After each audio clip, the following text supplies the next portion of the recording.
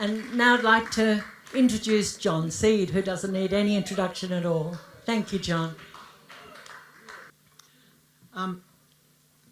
In the session this afternoon where we were talking about forest actions and history, I started to tell a story about when we first left Australia and went to the Solomon Islands after Job Dudley Torsinga, a community leader from North New Georgia, came to Australia looking for help to save their rainforests after seeing Terania Creek on the news in Honiara.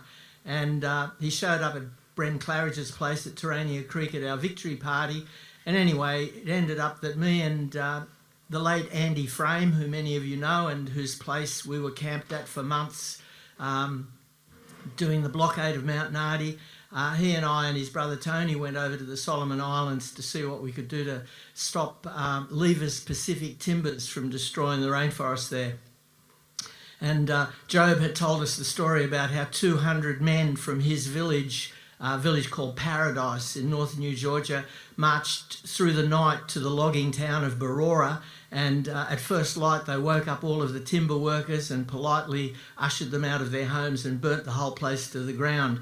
And the timber workers were so impressed to see that no harm was going to come to them that they helped to advise the villagers as to how to burn the machinery, because they'd never seen machinery like this before. But unfortunately, it was all insured, and they realised that this was only a stopgap kind of a measure and was no solution. So Job came over and we went over to see if we had any ideas, and ended up in a canoe that was hollowed out of the trunk of a single vast tree, big enough for a 44-gallon drum with the fuel in it to be sitting in the middle of the canoe, with our tour guide was Vincent Viguni, who was a part of Paradise Village and was the part of the executive of the provincial government in the Western Province. And I had a guitar with me and was singing songs that we'd learnt from around the fire at Terania and Mount Nardi. And Vincent loved the songs, and he said, "Oh, if only we had songs like that, we would definitely be able to get rid of the loggers." And I said, "Well, you should write some." And he said, "No, you write some for us." Anyway, there's this song which there are three great musicians in my life, Bob Dylan, Leonard Cohen and Mookie. And this was a song of Mookie's, originally called Thursday Island, and we turned it into the Solomon Islands song. And Vincent liked it, so he took me straight up to the Solomon Islands Broadcasting Commission, and we played it on the radio for everybody. Let's see.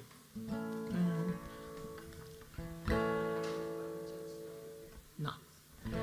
When Andy and I got to the Solomon Islands, we sat around that night and sang a song. The children heard us singing in the moonlight. They came and sat with us the whole night long. Solomon Islands melody, tropical breeze across the sea, children all singing happily. And the sun is shining down, Solomon Islands drinking wine, watching the moon begin to climb, counting the stars, how bright they shine.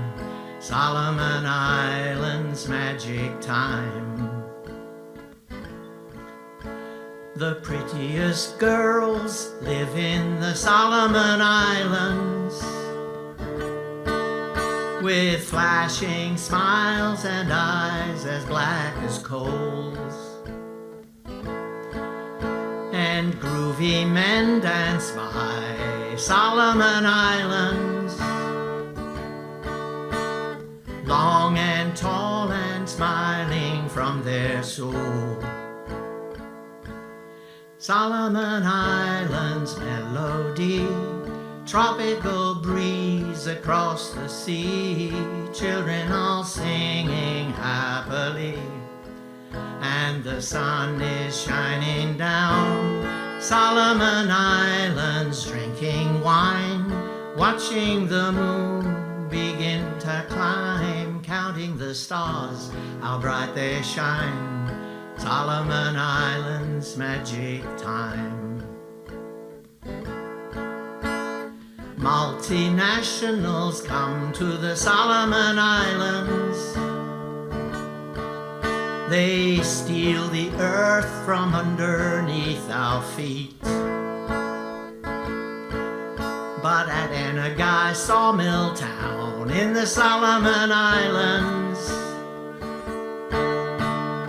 even Unilever, they hear that beat.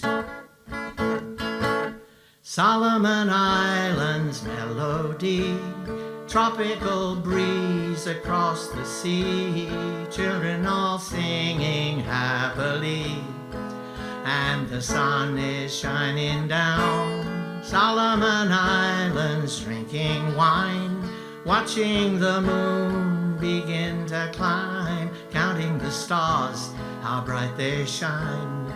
Solomon Islands, Solomon Islands, magic time.